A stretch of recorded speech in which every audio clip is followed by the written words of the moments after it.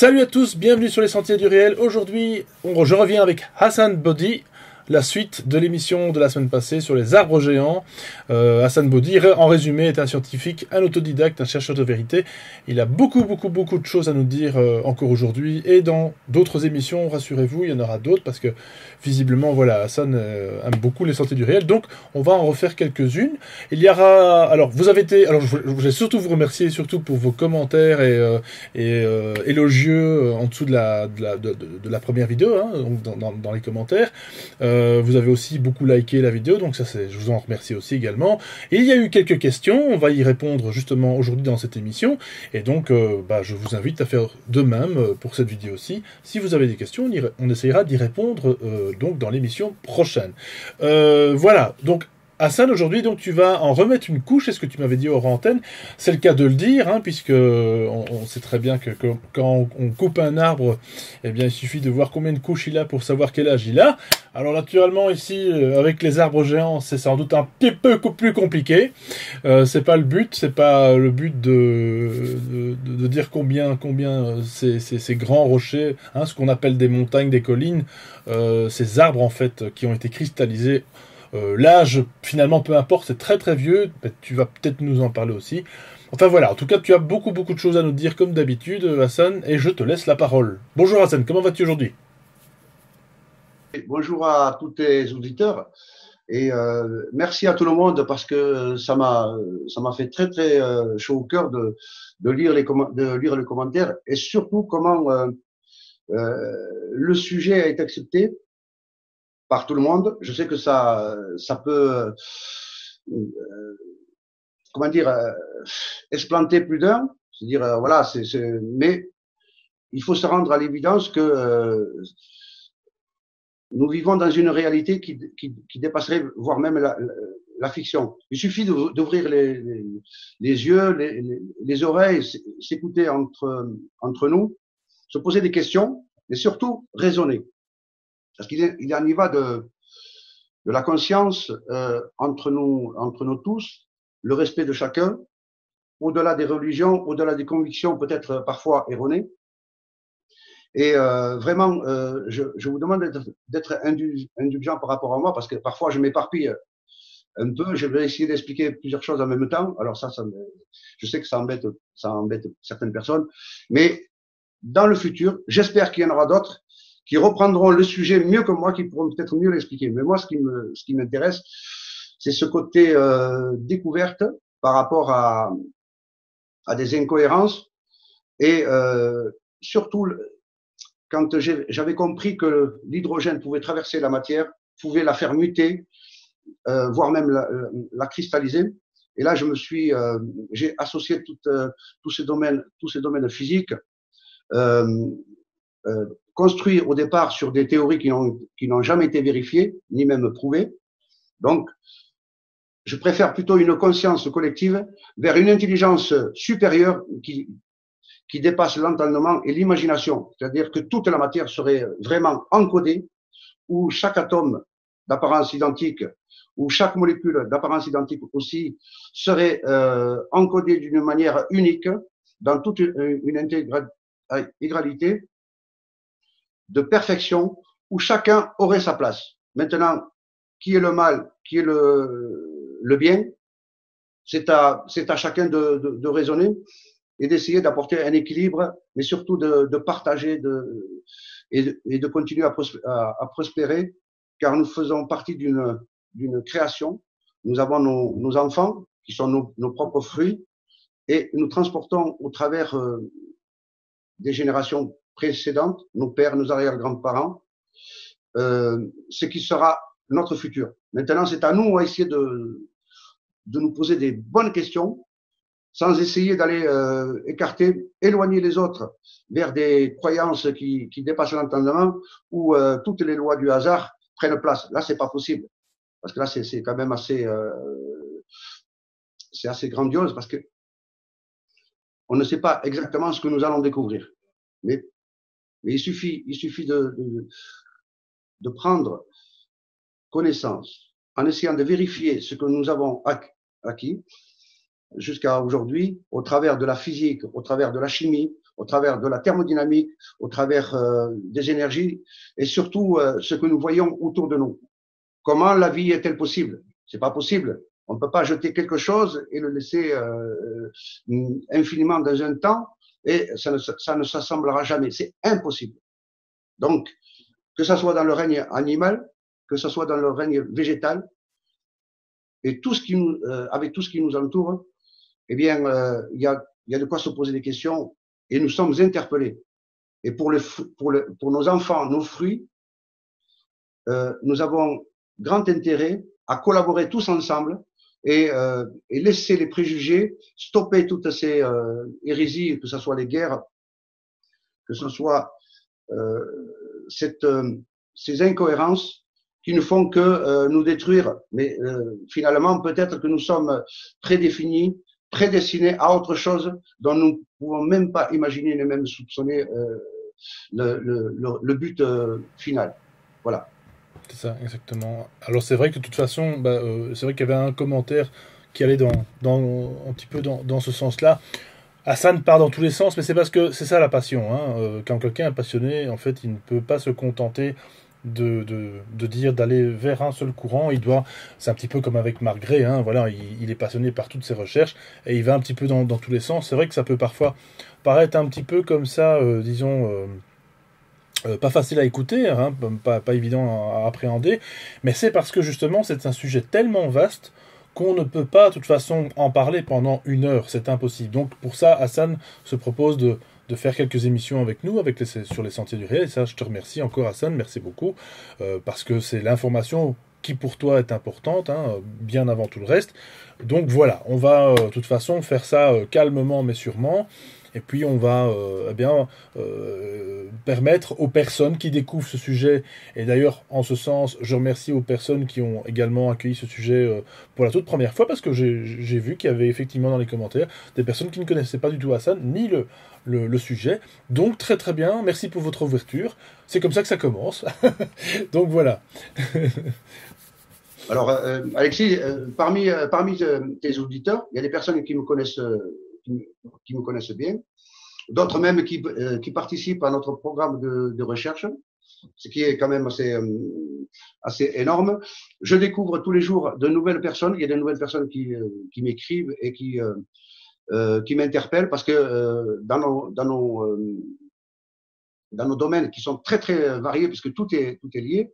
Nous, ce qui nous intéresse, c'est comment sortir de notre monde par rapport à ses besoins. Besoin énergie, puisque l'humanité continuera et elle perdurera, puisque les choses se feront d'elles-mêmes par ce grand horloger, ce grand architecte. Donc, nous sommes obligés de trouver des solutions. Ces solutions, ce sont les technologies du futur.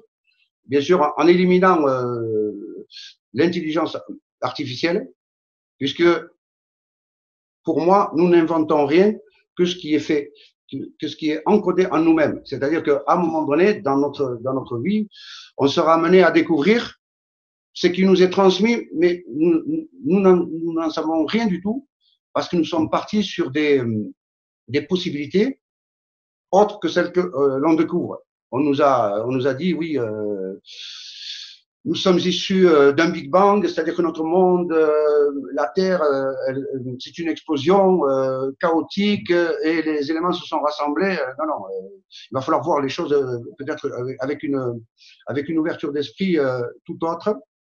Donc, la seule manière, le seul Big Bang qu'il peut y avoir, ce serait une graine au moment de sa germination qui aurait explosé. Donc, à l'intérieur de cette graine-là, un arbre gigantesque qui aurait été cultivé, il aurait poussé, et c'est ce qui aurait créé notre monde. Et un monde sur lequel sont venus se développer d'autres arbres géants, mais en même temps, au fur et à mesure que leur développement a eu lieu, les racines ont été façonnées comme des technologies. C'est-à-dire que tout ce qui nous entoure, comme j'en parlerai tout à l'heure du labyrinthe de la cathédrale de Chartres, c'est-à-dire que les racines sont des mécaniques transmutées, transformées du bois vers du granit, vers du silicium, vers des quartz, des cristaux, ce qui fait que quand l'arbre se détruit, par une volonté, bien sûr, de la création, hein, là, on élimine toutes les lois du hasard. Hein.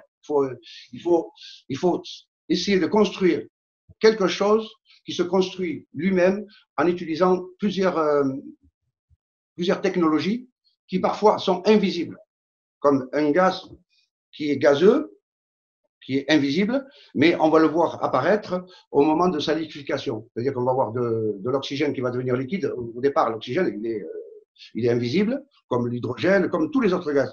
Et ces différents gaz, quand on fait passer un courant électrique juste avant qu'il devienne liquide, eh bien, il s'illumine.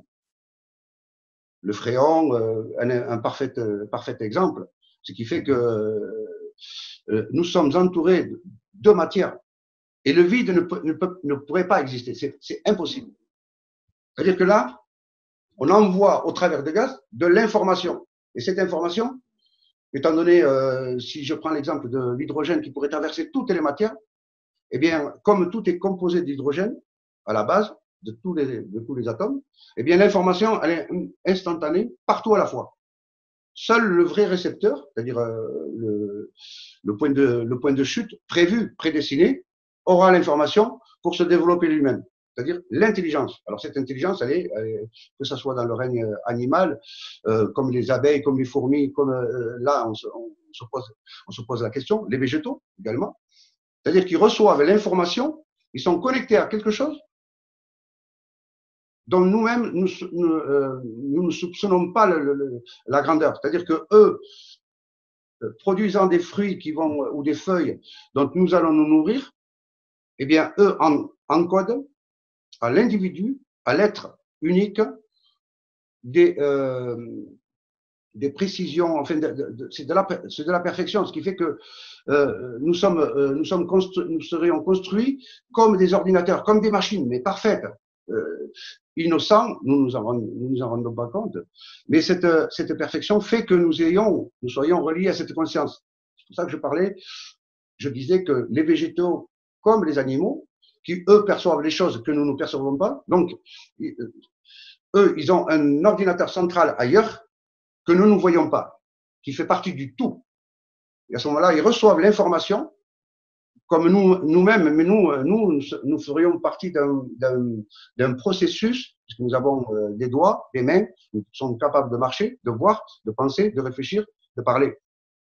Mais là, l'ego serait qu'entre nous, mais nous n'exécuterions qu'une volonté. C'est-à-dire, à ce moment-là, on irait vers un futur unique. Quelle que soit l'issue, on élimine le mal, qui le mal existe, pourquoi? Pour nous perfectionner. Là, je ne vais pas rentrer dans les détails sur le côté spirituel, on verra ça ultérieurement, mais nous allons vers quelque chose, c'est-à-dire une prédestination qui, jusqu'à aujourd'hui, on était aigris, on était dans du négatif. Nous disions, voilà, l'humanité va disparaître et tout. Mais il y a peut-être une autre issue. Maintenant, si nous subissons un programme, des expériences, mais vers quelque chose qui sera positif. On n'a pas pu être créé dans un monde où les choses peuvent être que négatives. C'est pas possible. L'humanité, on nous a dit oui, on va manquer d'eau, on va manquer de pétrole, on va manquer de ceci, on va manquer. Alors que il en est tout autre. L'eau va s'évaporer sous différents effets, ou alors elle va aller constituer le végétal. Le végétal va, au bout d'un moment, se détruire pour refaire autre chose, pour constituer le vivant. Mais rien ne disparaît, puisque tout existe toujours. La matière, elle est là, elle est encodée. Ce que nous voyons disparaître, réapparaît ailleurs sous une autre forme, sous une forme Oui, différente. mais c'est comme les matières premières. Euh, je pense par exemple à tous les bâtiments qui nous entourent, qui sont en métal, en béton, en tout ce que vous voulez, en bois et compagnie, viennent forcément de la Terre également. Ça vient pas d'un autre univers. Ils ont été simplement transformés, donc on les voit sous une autre forme. Et comme tu dis, lorsqu'il y a, alors malheureusement là pour le coup, quand je parle qu'il y a des destructions massives de villes et compagnie, tu vois, avec l'atomique, entre guillemets, qui rase tout sur son passage, tout ce qui reste en poudre et en poussière ne disparaît pas comme ça dans l'espace, ça reste. C'est simplement la forme qui a changé. Mais on peut toujours recycler toutes ces choses-là aussi. Voilà, donc il parle bien de recycler, de vouloir recycler l'humain. Donc, enfin bon, ça c'est un autre sujet. Ben, si on observe bien, les minéraux qui descendent des montagnes, qui vont faire l'argile, c'est-à-dire l'humus, mélangé, associé aux feuilles, à l'herbe qui sèche, voire même à nos propres déchets. Puisque ces mêmes déchets, quand on dit que ça va polluer, bien sûr que ça pollue. Parce que comment dire, on a créé dans la matière quelque chose qui est incompatible. Donc, automatiquement, ça va créer quelque chose qui serait néfaste pour nous, pour nous-mêmes, mais à la longue, ça va se résorber, ça va s'auto-réguler, puisque tout va se transformer, tout va muter, et la matière, à ce moment-là, elle devient intelligente, puisqu'elle transporte en elle l'information, et comme je disais, comme disait Lavoisier, où rien ne se perd, tout se transforme. C'est-à-dire que là, nous avons affaire à des effets chimiques qui dépassent notre entendement. Quand on nous parle du pétrole, qu'un jour on va en manquer, je, je, me, je, me, je me pose des questions. Pourquoi? Parce que quand on voit que on nous a bassiné la tête, on disait oui, c'est du fossile, c'était de la période du Jurassique où il y a eu. Alors, alors que si on réfléchit d'une manière différente par rapport à la matière, par rapport à ces structures qui sont nos montagnes, qui sont gigantesques dans leur concept, et si au travers de ce fameux labyrinthe où qui est représenté dans la cathédrale de Chartres, où on voit cette fleur, où on voit ce labyrinthe comme un boyau là, structuré divisé en 4 morceaux.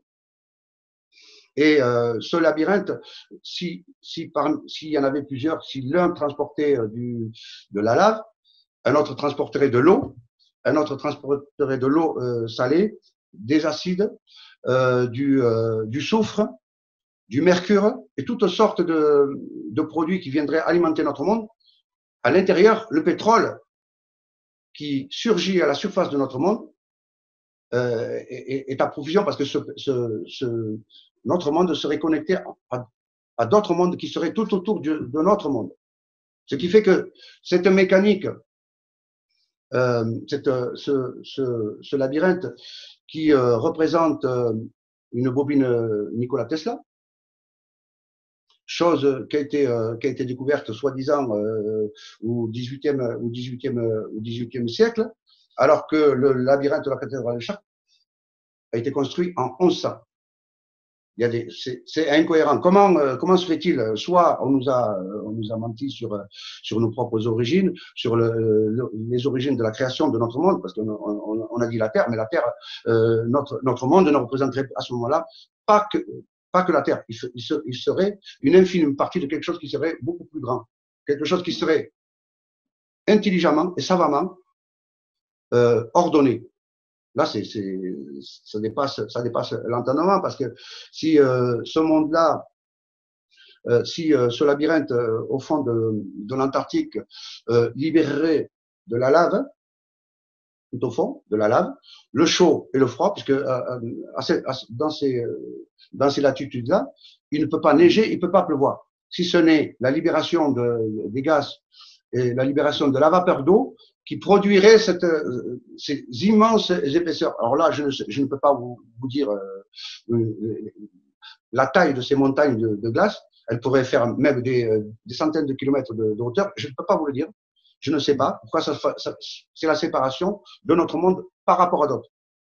Et c'est en libérant la lave dans une région où il ferait très très froid, eh bien, le chaud et le froid feraient l'effet Seebeck et l'effet Peltier, c'est-à-dire de la thermoélectricité. C'est-à-dire que sous nos pieds, il y aurait des courants électriques gigantesques qui viendraient alimenter notre monde, voire même alimenter d'autres mondes, puisque tous les mondes seraient interconnectés sous nos pieds. Maintenant, savoir la représentation de la Terre n'est pas juste à la fin de l'Antarctique un vide.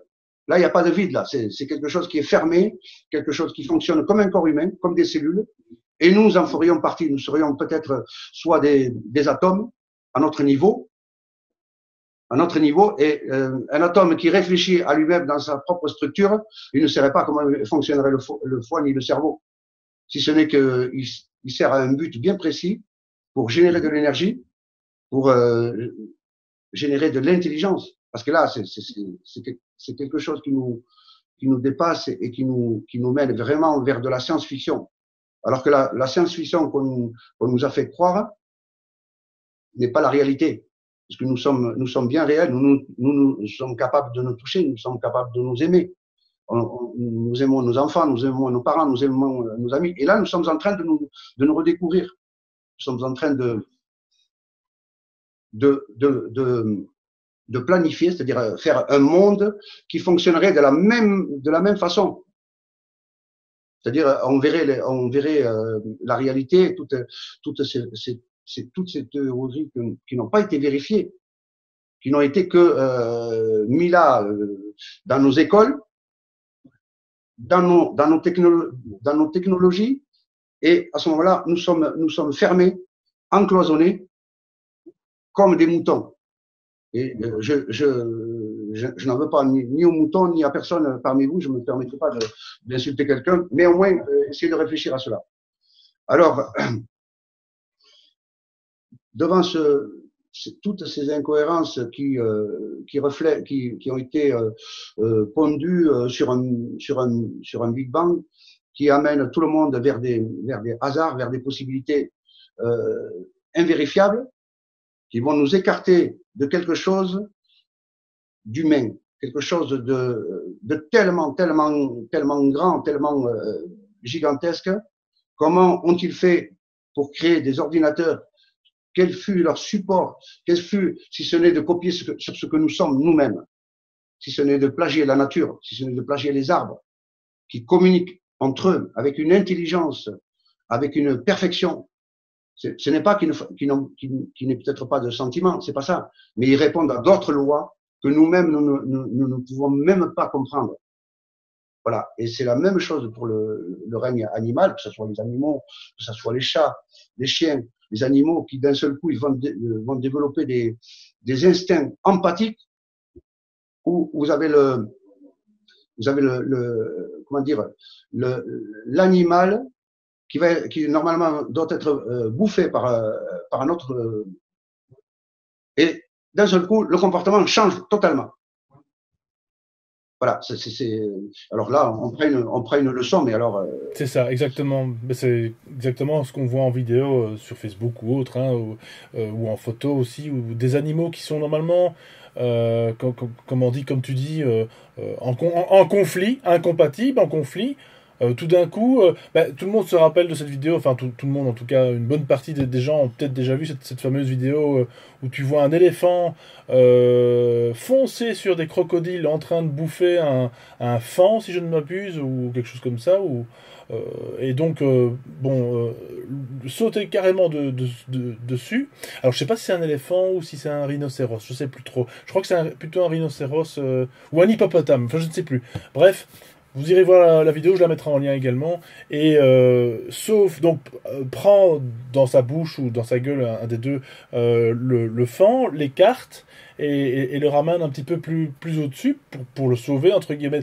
Mais depuis quand est-ce qu'on nous a appris ça à l'école et dans les documentaires qu'on nous montre à chaque fois sur les animaux? Bon, là, c'est vraiment une parenthèse, je sais bien, sur les animaux, mais comme on parle de la vie, c'est important.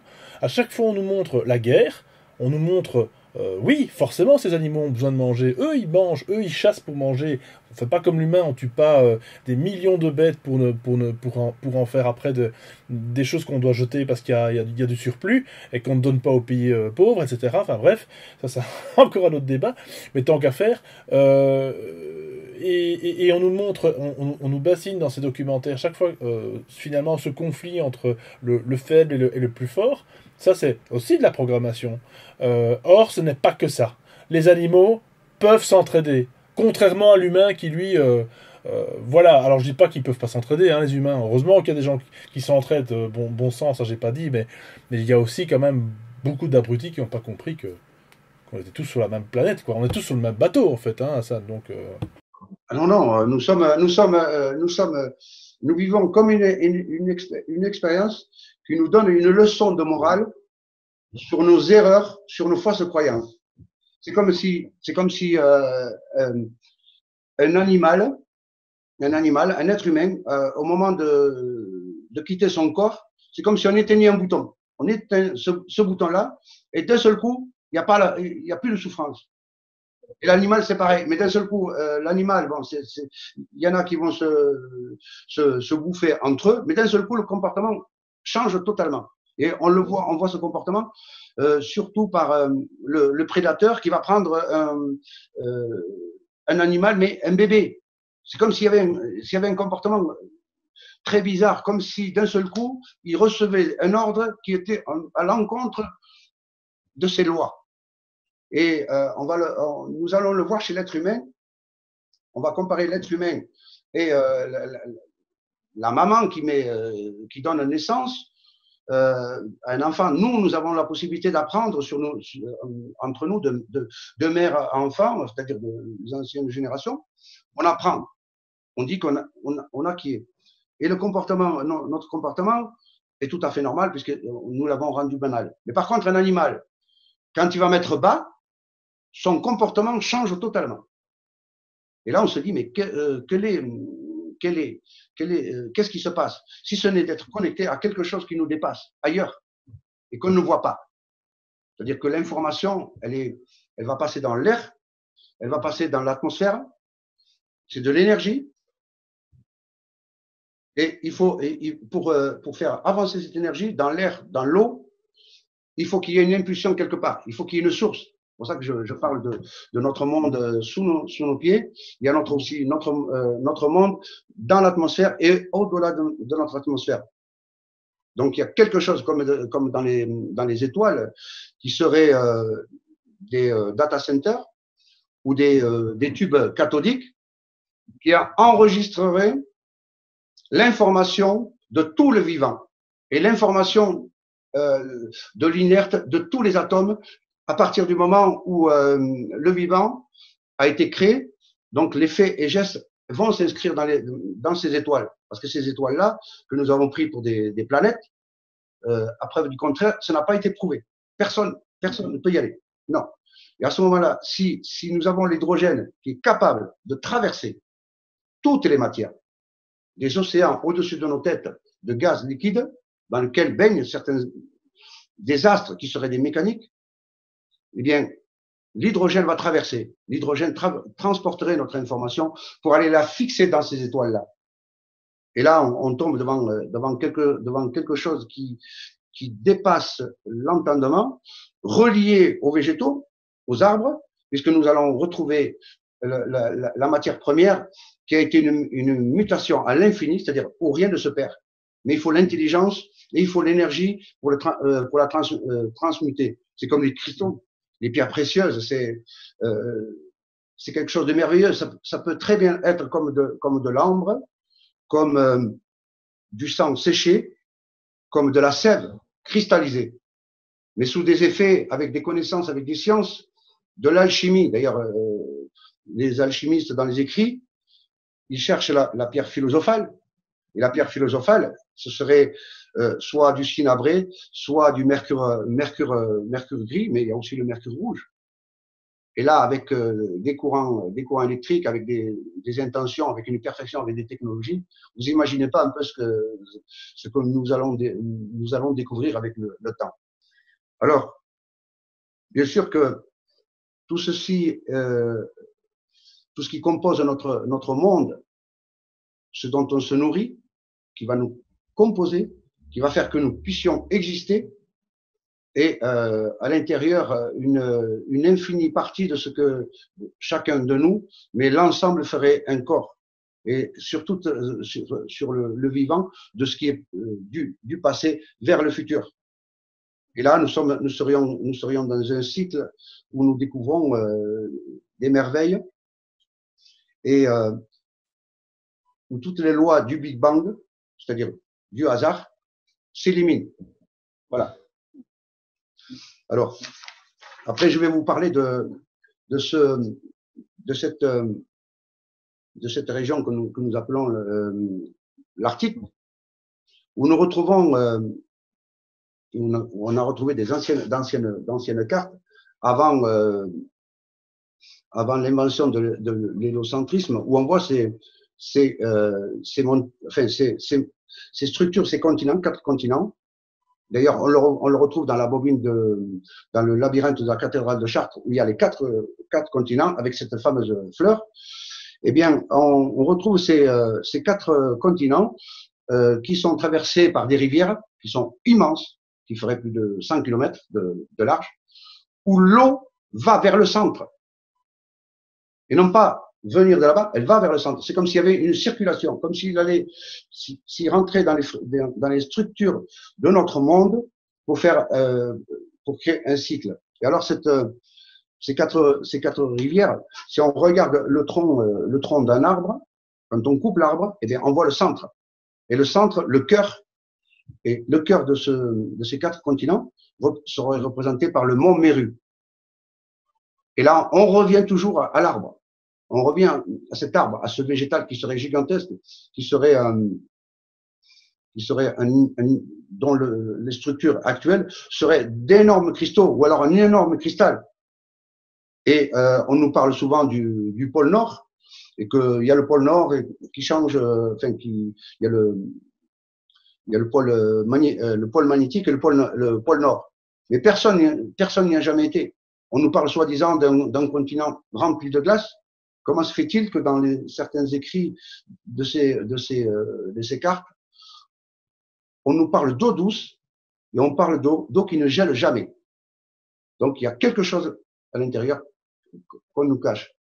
Voilà. Alors il est évident que Hassan, je te retiens ce que tu vas dire parce que ça c'est important. Je fais une toute petite parenthèse. Je crois que c'est l'amiral Byrd, hein, tu me corrigeras, qui avait parlé dans un récit qui avait survolé donc le pôle Nord, et qui, justement, je reviens toujours à ce site avec lequel j'ai découvert tout ça un petit peu dans les années 2000, au début des années 2000, Artivision, où justement il y a le récit qui dit que c'était pas du tout le pôle Nord que j'espérais voir, c'était pas de la neige, c'était tropical. Exactement. Oui, c'était l'amiral Byrd. Il a fait une expédition au pôle Nord et après il a fait une autre expédition au pôle Sud. D'ailleurs, l'affaire High Jump, je crois. Et après, il va en reparler à la fin, juste avant sa mort, où on le voit derrière avec la fameuse carte, où il y a la carte avec la Terre plate. Je mettrai une photo, oui. Oui, voilà. Et alors, il en parle. Il y en a d'autres qui en ont parlé, où il parle d'une vie tropicale. Oui, c'est ça. Où on voyait des oiseaux. Exactement, oui. Voilà. Ils sont arrivés, ils ont même, quand ils ont survolé, ils ont vu comme une espèce d'éléphant, comme un mammouth. Et ça les a interpellés. Et où l'eau, elle était douce. C'est comme s'ils pénétraient dans un autre monde. Voilà. Alors, excuse-moi, c'était la petite parenthèse. Voilà. Mais non, mais c'est bien. Alors, là, on voit dans cette représentation du labyrinthe de la cathédrale de Chartres, on voit cette fleur qui est là. Et moi, quand j'avais vu cette figure qui me faisait penser à une bobine Tesla, puisque je me suis posé la question, je me suis dit, mais comment savaient-ils tout ça? Alors, maintenant, peut-être avec une part de réponse qui serait encore plus extravagante, c'est-à-dire que si on nous a menti sur nos origines, si on nous a menti sur notre histoire, si on nous a menti sur les technologies, ça voudrait dire que nous serions le fruit d'une création, et cette création, qui est quand même, si elle réussit à faire tout ça, elle ne peut pas créer l'homme sans les technologies. L'homme ne peut pas aller vivre dans des grottes comme on nous a fait croire. Donc, on nous aurait mis dans ce monde-là, avec les différentes couleurs. On a peut-être aussi effacé nos mémoires. On a essayé de reproduire ce qui était déjà produit avant. Mais nous serions là avec toutes les technologies, avec toutes les avancées, tout ce que nous allons découvrir. Et au travers de la matière, au travers de ce que certains vestiges qui sont infalsifiables, les plus flagrants sont ces structures montagneuses, ces espèces de filaments qui ressemblent plus à des filaments de végétaux, octogonales, hexagonales, tout ce qu'on pourra imaginer, parce qu'il y en a partout dans le monde, hein, que ce soit ici en France, que ce soit vers le Massif central, les Pyrénées, une espèce de chaîne, une seule racine, qui aurait été défragmentée, les Alpes qui sont dans plusieurs pays, la botte d'Italie, toutes les montagnes dans le monde, à ce moment-là, serait une mutation, une cristallisation, une transformation du bois en roche.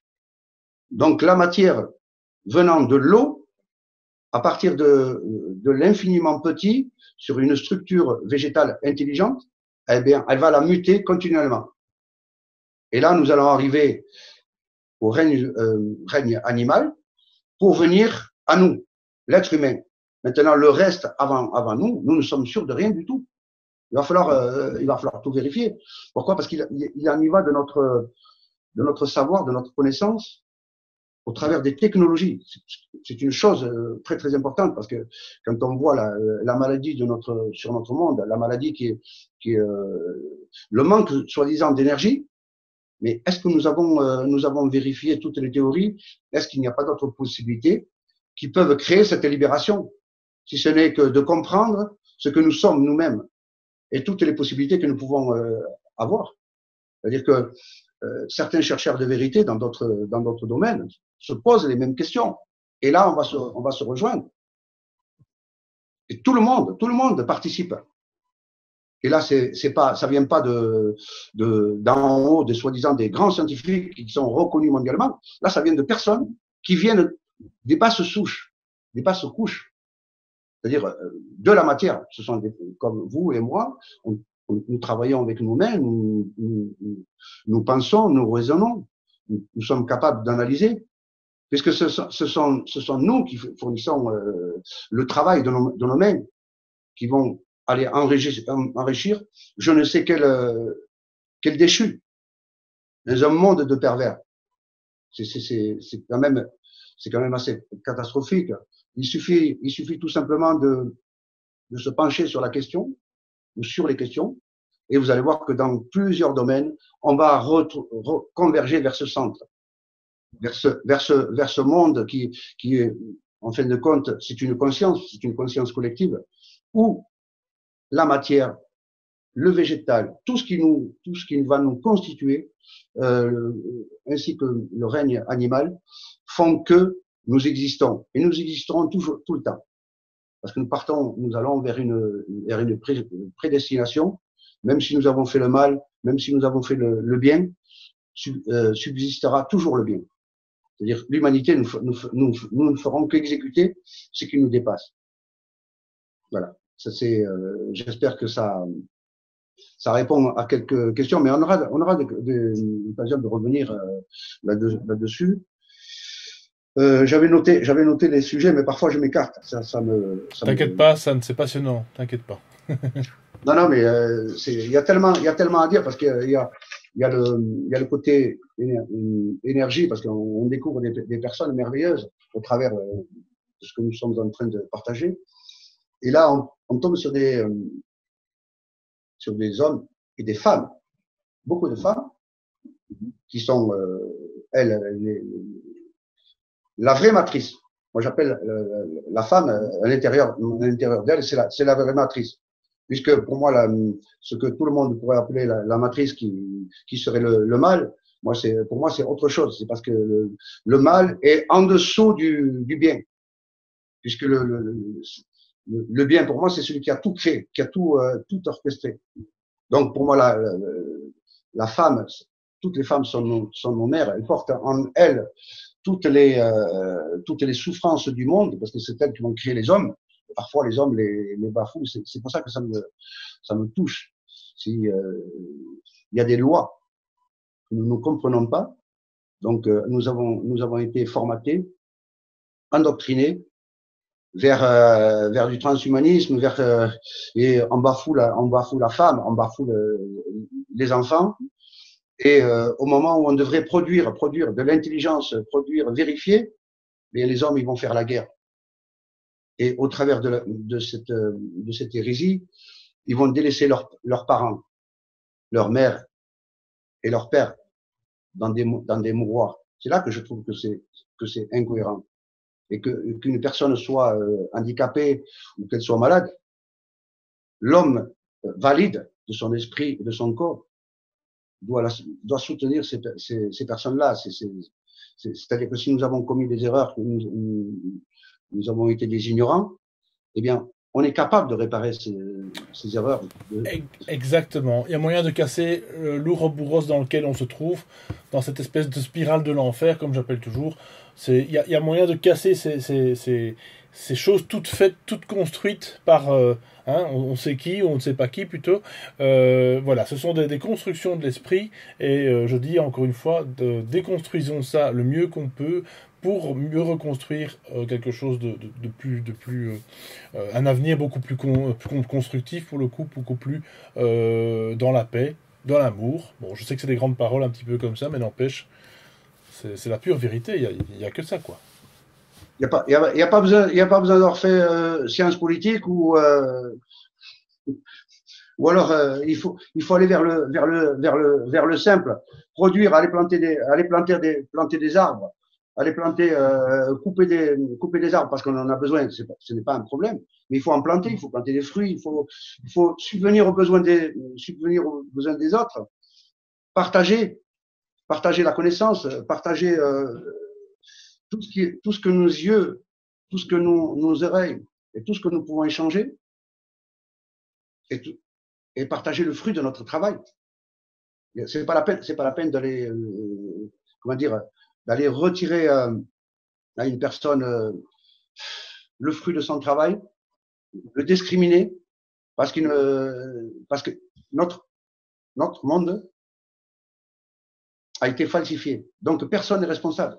Il faut essayer juste de comprendre. Alors justement, oui. Alors justement, personne n'est responsable, c'est vrai, mais tout le monde restera responsable tant qu'on ne fait pas un changement aussi. Parce que justement, si on reste dans ce paradigme de dire bah, c'est comme ça a été écrit comme ça, c'est les religions, c'est les politiques, c'est tout ce que vous voulez qui nous disent que ça a été créé comme ça, puis point à la ligne, hein, c'est la nature, comme je disais justement en antenne, pendant des années, j'ai toujours cru que la nature était la créatrice de tout ce qui nous entoure, mais c'est facile la nature, ça veut rien dire. Et puis du côté des religions, je m'excuse, mais voilà, ils disent que c'est Dieu, hein, puis c'est pas un Dieu, c'est tous les dieux de chaque religion. Non, s'il y a une création, elle est unique, elle vient du seul et même, ou en tout cas de la même source, quelle qu'elle soit. Et c'est justement là que je trouve ce sujet qui est formidable, c'est parce qu'encore une fois, on y revenait dans la première émission, elle est universelle. C'est quelque chose qui va justement détruire eh bien, tous les conflits religieux, politiques et tout ce que vous voulez, et même sociaux, les classes soi-disant basses, moyennes ou compagnie. Non, si tout le monde arrivait à réunir tout ça, il n'y aurait plus ces frontières, plus ces castes qui ont été imposées On est tous, encore une fois, je le répète, sur le même bateau, sur la même terre, tout ce qu'on veut, qu'elle soit plate, carrée, peu importe, on est tous au même niveau. Encore que, il y a des êtres différents, mais ça c'est un autre sujet, encore une fois. Mais voilà, on se comprend. Est-ce que ce ne serait pas au travers de la compréhension, une fois qu'on comprend dans plusieurs domaines, on commence à percevoir, est-ce que ce n'est pas là, à ce moment-là, que la connexion se fait? Donc, la connexion se fait d'un sens et elle va revenir dans l'autre sens. Et c'est là qu'on arrive à la prédestinée. C'est-à-dire que là, on change le concept, on arrive dans un équilibre, on arrive dans quelque chose qui nous dépasse et on voit les choses d'une manière, mais alors totalement différente. C'est arriver, encore une fois, comme j'ai dit souvent, à écarter ses écoutilles, ses œillères, les enlever, essayer de... En fait, c'est simplement comme un saut à l'élastique. Le saut à l'élastique, les personnes qui en font, moi j'en ai pas fait, c'est pas mon truc, mais celui qui a envie de faire du saut à l'élastique, du parachute ou peu importe, ou un sport de compétition, alors pas forcément compétition, mais un sport qui va dépasser, disons, leur peur, il y en a qui le font comme ça, hein, et c'est très bien, eh bien c'est un peu la même chose. Oser sauter en parachute, oser prendre le saut à l'élastique, de toute façon, il y a quelque chose qui vous retient, il n'y a pas de souci, le parachute il va retenir votre chute, vous ne serez pas mort au bout du compte. C'est simplement un essai. Osez cet essai, osez sortir de votre village, comme je dis souvent. Voilà. Il y a des gens qui ne sortent jamais de leur village, ils connaissent que leur village, ils savent pas ce que c'est les autres villes, ils savent pas qu'il y a des autres villes, des autres pays. Voilà, bah, comme la plupart des populations peut-être dites, voilà, euh, ancestrales qui existent encore et qu'on détruit malheureusement. Je pense à l'Amazonie, etc., comme les aborigènes, les Indiens, enfin toutes ces grosses populations qui ont été disséminées par la colonie. Mais voilà, sortez un petit peu de votre village. Autorisez-vous à aller dans d'autres horizons. Hassan, d'ailleurs, tu as un bon exemple, toi tu as voyagé partout. C'est ce qu'on dit, quand on voyage, on ouvre déjà son esprit. Ça n'a rien à voir, quoi. Absolument, absolument. Il faut garder une ouverture d'esprit vers des possibilités. C'est-à-dire, un monde, il est composé de régions, bon, même si nous sommes encore dans certains cas de figure dans le mensonge, mais au travers de l'être humain, au travers de ce que nous voyons, de ce que nous sommes en train de découvrir, c'est-à-dire l'opulence et l'équilibre qu'il peut y avoir, parce que si on prend conscience, bon, tu as cité le cas de l'Amazonie, mais l'Amazonie, c'est comme une mécanique, c'est-à-dire le point central, enfin le centre, c'est-à-dire qui représente l'équateur, c'est une machine avec les transferts d'énergie eau, soleil, chaleur, qui va envoyer de l'eau partout dans notre monde. C'est-à-dire que là, il y a des mécaniques dont on ne perçoit pas l'ampleur. C'est invisible. Mais l'homme, quand il prendra conscience de la destruction, du mal qu'il a pu faire, il va réparer ses erreurs. Il va replanter. Et il replantera non seulement pas l'Amazonie, mais il va replanter tous les lieux qui ont été saccagés. Parce que ça a créé le déséquilibre, soi-disant un changement climatique qui n'est pas du tout, parce que notre monde, soit il suit des cycles, soit de réchauffement, soit de refroidissement. Ça a été déjà, notre monde a déjà connu cela. Mais quand il va prendre conscience que, en créant l'équilibre entre lui-même et la nature, et le monde animal, parce qu'on ne va pas massacrer les animaux, on va pas faire, il faut pas faire n'importe quoi. Il faut créer l'équilibre, comme dans une ruche d'abeilles. C'est la reine qui commande toutes les abeilles. Pourquoi? Parce que quand elles vont aller puiser dans la nature le nectar ou le pollen, parce qu'elles se nourrissent de pollen, nectar et eau. Quand elles vont aller puiser, elles vont dans un endroit bien précis. Donc, elles sont en communication avec leur reine, parce que c'est la reine qui les a toutes engendrées. Et c'est comme si c'était une histoire de télépathie, quelque chose qui nous dépasse. Ils sont connectés à quelque chose encore qui est beaucoup plus grand, qui gère ça. C'est-à-dire qu'à partir du moment où on va se pencher sur cet ensemble, sur ces possibilités qui ouvrent d'autres perspectives dans d'autres domaines, que ce soit dans la recherche, dans la biologie, dans la médecine. J'avais lu la dernière fois, il y avait quelqu'un n'était pas un désaccord par rapport à la vaccination. Bien sûr que je suis contre la vaccination, c'est une hérésie complètement totale, hein, parce qu'on avait mal compris mon interprétation. Mais notre monde deviendra parfait, puisqu'il n'y aura qu'une seule prédestinée. Il n'y a qu'un seul futur. Quoi que nous en pensions, il suffit tout simplement d'ouvrir nos esprits, notre conscience, revenir un peu en arrière, ne serait-ce que dans notre petite vie qui est quand même assez courte, mais nous sommes bien sûr régis par les lois du vieillissement, mais nous avons nos propres enfants, donc nos enfants, qu'allons-nous leur laisser, si ce n'est de commencer déjà à vérifier ce que nous faisons, d'essayer de leur apporter du mieux possible l'amour. On va pas leur apprendre à être aller dans la violence, c'est pas ça. Le but n'est pas là. Eux, il faut qu'on essaie de les calquer, de les calmer, pas de les envoyer dans des écoles apprendre des bêtises. Certaines fois, ce n'est que du bourrage de crâne. La preuve, le but de l'émission là, c'est de Exactement. de rester le plus simple possible. Exactement. Et Alexis, je t'assure que depuis que j'avais commencé dans ce travail, parce que ça m'a passionné, ça me passionne, eh bien, j'ai vu l'évolution de l'humain. J'ai vu combien, parce qu'au début, je me faisais, mais alors maintenant, ça prend une ampleur, c'est mondial, puisque partout dans le monde, nous sommes plusieurs à avoir la même passion. Et chacun apporte son élément, sa pierre à l'édifice, comme d'ailleurs vous, comme toi, comme tes auditeurs. C'est la même chose. Là, on se pose des questions. Où est-ce que ça va s'arrêter? Nous avons tellement à découvrir. J'espère que ça ne s'arrêtera pas, surtout. Non, ça ne s'arrête pas. C'est grand, c'est grand. C'est grand. Alors, qu'est-ce que tu penses si on passe aux quelques questions des auditeurs aujourd'hui, à moins que tu aies encore quelque chose à rajouter? Alors, tu vas me dire, tu as toujours à rajouter, puisque écoute, forcément... là, on rajoutera la prochaine fois. Si tu as des questions, parce que moi, je ne les ai pas toutes en mémoire, parce qu'au travers du récit, là, j'ai répondu quand même à pas mal. Oui, c'est ça, exactement. Alors, je vais sélectionner comme ça deux, trois questions, peut-être. Donc,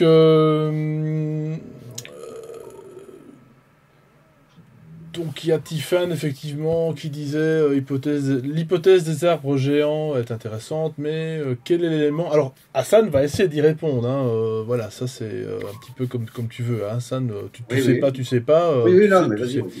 Quel est l'élément qui permet d'affirmer que les souches géantes ne sont pas simplement des formations géologiques? Ben ça, c'est vrai qu'on l'a déjà un petit peu expliqué dans la première émission. On a un petit peu... Bon, c'est très très long. C'est vrai qu'on pourrait peut-être conseiller à Tiffany d'écouter la suite, éventuellement, de toute façon. Parce qu'on va la question, nous avons répondu. Il suffit tout simplement de voir, d'observer, d'observer, et ça ressemble beaucoup plus à du végétal que à du hasard géologique. Parce que quand on observe la lave, quand elle refroidit, ça n'a rien du tout à voir avec des souches et des racines d'arbres. Voilà. Alors effectivement, il y a une question qui m'avait un petit peu, disons, intéressé. C'était Olivier Lagarde qui la pose. Et je n'ai remarqué aucune amorce de racines sur les images précédentes. Donc peut-être ai-je mal regardé. Alors qu'une souche, elle en a presque toujours. Effectivement, c'est vrai qu'on voit toujours un petit peu ces racines. Là, on voit les montagnes qui sont plus... ancré dans la terre, on va dire. Mais est-ce que tu as éventuellement un élément de réponse? Non, mais on va dans la vidéo là, je t'enverrai des photos. Ouais. Ils vont les voir. Voilà. Ok, d'accord. Voilà. Je pense qu'il aura la réponse. Oui, alors de toute façon, en plus, ce sont des images que j'avais présentées pour l'émission. J'en ai pas mis beaucoup, j'en ai mis deux, trois comme ça, d'exemples. Parce qu'encore une fois, de toute façon, l'émission sert aussi à ça. C'est à vous intéresser au sujet et puis d'aller vous-même faire des recherches. On peut pas mettre toutes les images du web sur une émission. Mais là, effectivement, dans cette émission-ci, Hassan nous en a apporté quelques-unes. Alors, il y en a peut-être encore une éventuellement. Alors, une qui est intéressante aussi, mais est-ce que c'est vraiment le sujet? Bonjour Hassan, donc c'est Sertou Tachi qui te la pose. Est-ce que chaque atome qui nous compose sont déjà présélectionnés? Pardon. Est-ce que chaque atome qui nous compose sont déjà présélectionnés?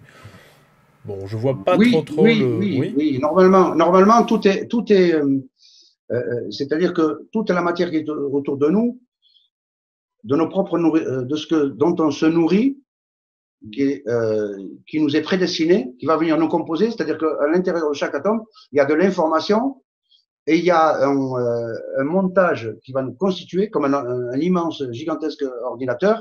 Donc tout est bien ordonné. Il n'y a pas aucune loi du hasard. Là, c'est même pas la peine de. Moi, quand je vois les choses avec cette vision, avec ce que je reçois comme information, c'est un immense ordinateur. Ça, ouais.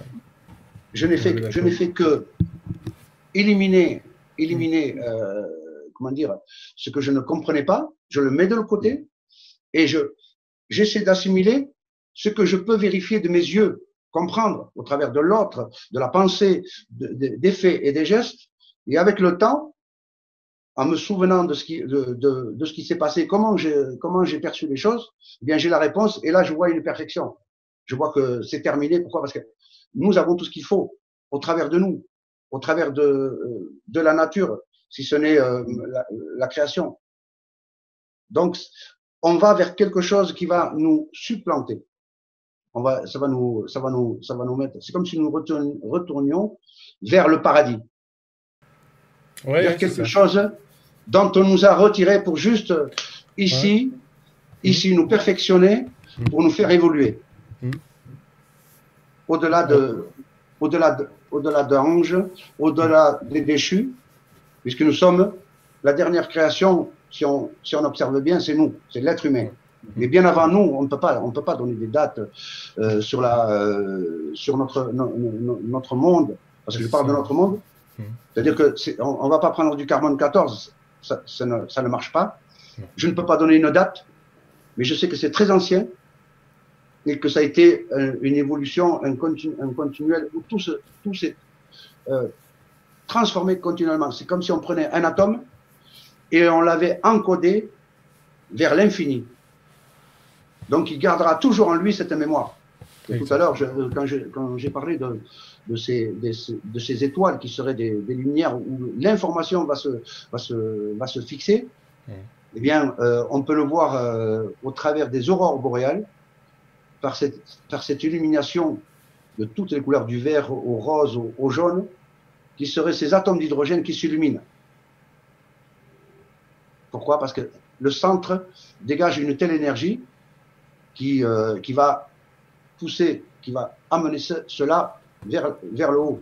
Et que le soleil et que la lune qui fassent partie, qui soient juste en dessous, les astres les plus proches, qui seraient une mécanique tellement parfaite, eh bien, il faut leur donner de l'énergie, il faut bien les alimenter. Oui. Voilà. Alors, quelqu'un disait aussi, bon, ça c'est assez pertinent et ça me semble assez logique, c'est Véronique Emma qui disait « Gratitude Alexis, merci beaucoup. Une question toutefois, qui a coupé ces arbres géants ?» Ben justement, j'en revenais justement dans la première émission à la fin. Elle dit sûrement des géants, sûrement des êtres géants. Les êtres géants, oui, ont existé pour ma part. Ça, il y a pas mal de preuves, il y a pas mal de choses qui le disent, qui le confirment petit à petit aussi. Encore une fois, c'est pas quelque chose d'établi. On fait que rebobiner une cassette de l'histoire, hein, comme vient de dire un petit peu Hassan, quelque part, on remonte dans le temps. Donc c'est comme ça qu'on découvre les choses. En fait, c'est une véritable enquête. Presque policier, j'ai envie de dire, hein, comme quand ils vont sur un crime, eh on doit reconstituer ce qui s'est passé avant avec les éléments que nous on a, qu'on peut observer comme tu dis. Donc c'est un travail qui est très long, très lent, mais peu importe, le temps n'existant pas, encore une fois, on finira par découvrir des choses, et il y a déjà pas mal de choses découvertes. Donc, qu'est-ce que tu penses de ça, toi? Est-ce que les arbres ont été coupés? Est-ce qu'ils ont été d'ailleurs coupés par des géants? Ou est-ce qu'il s'agit là, pour le coup, peut-être d'un cataclysme qui se serait effectivement passé? Je ne sais pas. Est-ce que tu as une idée là-dessus? Tu avais parlé de la foudre aussi, hein, c'est ça, hein? Voilà, non, ils ont été coupés par cette intelligence qui régit le tout. C'est-à-dire qu'à un moment donné, elle a besoin d'eux qui soient à terre pour créer la matière qui va nous composer. Donc là, on a éliminé toutes les lois du hasard. C'est-à-dire que c'est une volonté, c'est comme un timing dans les ordinateurs. Et voilà, c'est un agenda. Et ces arbres qui vont faire les collines, les montagnes, les plateaux, en bas va circuler les rivières de l'eau qui descend de ces montagnes-là. Tout cela fait que c'est quelque chose qui fonctionne en autosuffisance dans l'invisible, quelque chose que nous ne pouvons pas percevoir, quelque chose que nous ne pouvons pas comprendre. C'est comme si on nous avait mis dans ce monde-là et on nous a laissé gamberger, chercher, cacher la vérité pour justement nous élever vers une perfection. C'est-à-dire que ça nous remet tous à plat. Et nous allons aller vers quelque chose qui sera unique. Juste une fois que nous avons compris, que nous essayons d'aller vers cette prédestination, puisque nous sommes en train d'envisager ce qui n'a jamais été jusqu'à aujourd'hui suivi. On nous a complètement désorientés. C'est comme si on nous dit, voilà, vous êtes décrochés de la réalité. Et alors, on nous fait croire à de l'illusion.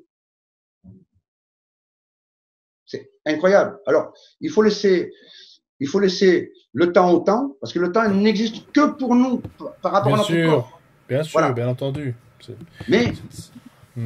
Mais dans une échelle de grandeur, dans une échelle de la structure sur la matière et sur l'atome, si tout est encodé, nous irons que vers une perfection. Le mal vaincra sur le bien vaincra sur le mal. Oui, et ce que tu es en train de dire, on peut le traduire par nous avons le choix finalement. Encore une fois, enfin il y a qu'à, hein, ces grandes phrases qui sont faciles à dire. Non, c'est pas si facile que ça pour certaines personnes. On l'a compris, il y a des personnes qui doivent faire un énorme travail, encore une fois, sur soi, d'acceptation et de se dire que tout ça est possible. Mais ça, voilà. Mais parmi les auditeurs, en tout cas, qui ont accueilli la première vidéo, je pense qu'il y a déjà une bonne partie qui a compris le truc. Et donc, c'est simplement qu'on peut justement encore améliorer les choses. On a beau dire, oui, ok, il y a le mal autour de nous. D'accord, il est là, exactement comme tu l'as dit. Mais on peut également faire face à tout ça en apprenant, en désapprenant plutôt, et en réapprenant ce qu'est également notre histoire, nos origines, etc. Et je pense que, comme tu dis, là, il y a, encore une fois, on revient toujours au même point, à la même conclusion, c'est l'universalité, on y arrivera, même, et qui fait que nous sommes tous liés un jour ou l'autre, quoi. Et justement, vers, comme tu dis, une direction. Bon, ça peut paraître très prétentieux, hein. Ça peut paraître, il y a des gens, ils vont se dire, c'est qui ce monsieur si vous découvrez l'interview aujourd'hui. Mais non, Hassan est un être comme vous et moi, je vous rassure. C'est quelqu'un, un citoyen même de la terre, de la terre entière, et il est là simplement pour apporter ses précisions, comme il fait d'ailleurs, comme d'autres font dans le monde d'ailleurs, et justement ça c'est formidable. On rappelle également que tu as une fameuse page, Les Arbres Géants. C'est vrai que j'avais oublié de mettre le lien la fois passée. Cette fois-ci, je le mettrai dans la description. Et donc voilà, il y a un gros groupe là qui s'appelle Les Arbres Géants sur Facebook. Et donc ça, c'est vachement utile. Je vous y invite d'ailleurs à vous connecter à ce groupe pour en savoir un petit peu plus, puisque si vous voulez un petit peu, disons, avancer un peu plus vite que les vidéos, eh bien, je vous conseille d'aller voir un petit peu ce forum où il y a plusieurs personnes qui apportent leur pierre à l'édifice, si je puis dire, et c'est formidable, quoi. Voilà. Nous ne faisons partie que d'un timing. Pour mettre tout le monde en accord, nous sommes en train de découvrir quelque chose qui nous a été caché, puisque il n'y a pas si longtemps que ça, c'est pas très vieux, il y a quelques années, que nous avons commencé à nous intéresser sur le sujet, que nous découvrons. C'est mondial, ce n'est pas que ici en France, mais ici en France, tout le monde participe, tout le monde cherche.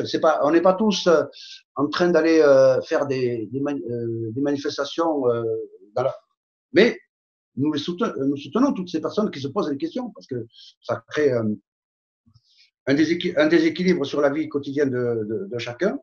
Mais nous réfléchissons d'une manière différente, beaucoup plus équilibrée par rapport à eux, parce que nous soutenons, nous sommes tous des frères et des sœurs, et il est impossible de laisser les autres se faire massacrer. On ne peut pas laisser nos enfants se faire expolier sous toute forme. Ça, là, on ne peut pas soutenir. Donc, ce que nous remettons en cause, c'est la réalité sur notre monde, mais la réalité sur nos histoires et la réalité sur les technologies, les énergies, parce que là, on nous a cloisonnés dans une prison où seule leur théorie, leur concept compte. Et nous représentons rien. Alors maintenant, chacun de nous, et d'ailleurs c'est le travail de tous, d'essayer de vérifier. C'est pas la peine d'aller insulter la personne. Ne venez pas me prendre pour un illuminé, parce que je suis pas du tout. Mais je conçois, je respecte tout le monde. Il n'y a pas de problème. Voilà. Et je te remercie, Alexis. La prochaine fois, on essaiera de développer, on verra par rapport aux questions, on développera peut-être d'autres moyens, d'autres domaines, avec d'autres moyens. Oui, parce que c'est encore une fois, c'est très très vaste. Les arbres géants ne sont finalement que, si j'ose dire, l'arbre qui cache la forêt. Hein. Y a énormément de choses à découvrir. Et c'est ça qui est passionnant, parce que voilà, je pense que c'est encore une fois un sujet universel qui relie tous les autres entre eux, hein, tous les sujets qu'on traite sur la chaîne. Allez voir un petit peu de quoi je veux parler. Si vous découvrez cette chaîne, encore une fois, juste avec cette vidéo-ci, tout est interlié, absolument tout. Il n'y a rien qui est cloisonné. Voilà, ça c'est à vous, à faire votre popote, à faire votre propre recherche. Soyez l'alchimiste de votre vie, soyez la personne qui cherche dans son petit creuset et qui fait de tout ça, voilà, une cohérence finalement, quelque chose d'évident. Voilà, le paranormal, c'est le normal de demain, comme dirait un certain présentateur. Voilà, donc en tout cas, mon cher Hassan, en tout cas, je te remercie infiniment pour toutes tes informations aujourd'hui. Encore une fois, on ne peut pas tout dire en une émission qui dure sur 1 heure, c'est pas possible. Donc, tu reviendras quand tu veux, et je pense que de toute façon, encore une fois, les auditeurs seront à même de commenter, de partager, et surtout et de liker la vidéo si ça vous a plu. De parler des sentiers du réel autour de vous, bien entendu. Posez vos questions, hein, laissez vos questions également dans les commentaires. On essaiera d'y répondre aussi, comme on l'a fait aujourd'hui. Donc, en tout ça, je voulais vraiment vous remercier encore pour votre accueil par rapport à ce sujet. Merci pour Hassan aussi, et merci pour toutes les personnes qui travaillent autour de ce sujet passionnant et que j'ai découvert il n'y a pas si longtemps. Hein, donc, voilà. En tout cas, grand merci Hassan, à tout bientôt. Merci Alexis, merci à tout le monde, et sachez que vous êtes tous des pierres précieuses uniques. Ah, merci beaucoup, ça c'est magnifique. Merci. Shukran. Ciao.